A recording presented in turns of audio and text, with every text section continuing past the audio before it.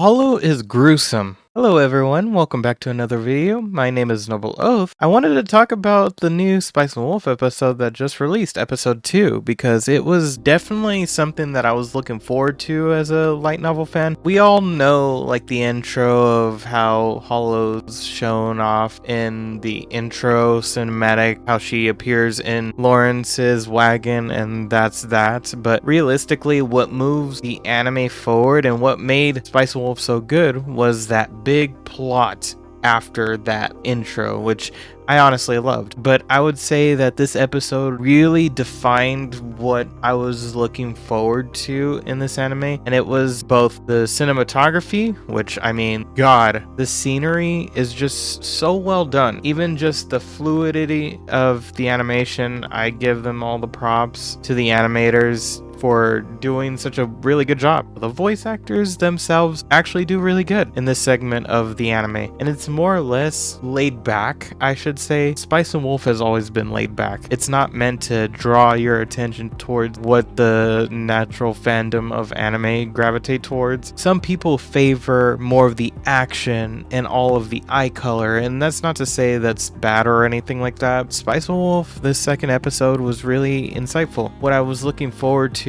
was not only the scenes being done and the story being told in this episode, but it was the soundtrack as well. I wanted to see how the soundtrack would sound without that nostalgia sort of feel to it, and I was very scared for the most part of how it would sound. And going into the episode, you start off with Holo and Lawrence going to this church area that they need to just stay at because it's raining and they need to find shelter, and so that's what they do. So they do that. They're talking all about what their next journey is and how Holo's trying to go up north back to Yoitz, and she explains that more further in detail. Pretty much Lawrence and Holo, they meet this guy. Between that and the original anime adaptation, it was never changed, so I don't mind that at all. What really defined this episode, I think, is the division that Lawrence and Holo have towards the end. And before I do move forward into spoilers kind of stuff, but the soundtrack in this episode was really well done. The soundtrack designer, Kevin Penkin, definitely did a good job with the series, and for the most part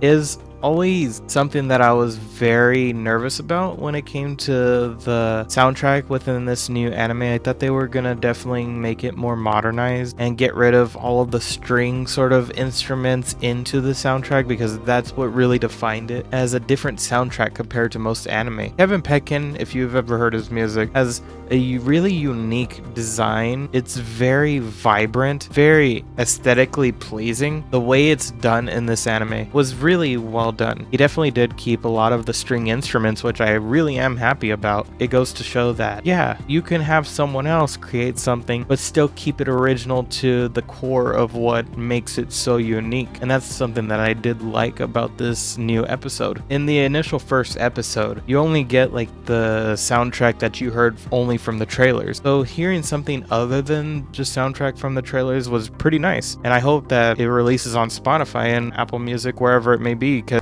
really good soundtrack. I still do prefer the original soundtrack a little bit more, because obviously you can't beat something than the original. It can't be done. Moving forward into what the core of the episode is about, it's ultimately about Holo and Lawrence's division between how they have lived their lives up until the point that they actually met each other, which I found to be very fascinating. As a reader, you see Lawrence, he's a traveling merchant, so he's experienced so many things, such as his friends being killed by wolves, which is contradicting to how Holo sees the world, because she practically says the reason why we go after humans is so we can chop off their heads and gain more power. And to Lawrence, that's like, what the fuck? Fuck you. Literally. It's like a big fuck you to humanity, which I really did like that contrasting argument, but they did give each other some time, because although she never expressed that she's done that to any human before, and when she sort of hints towards that, it's to a point where Lawrence is like, damn, I'm sorry,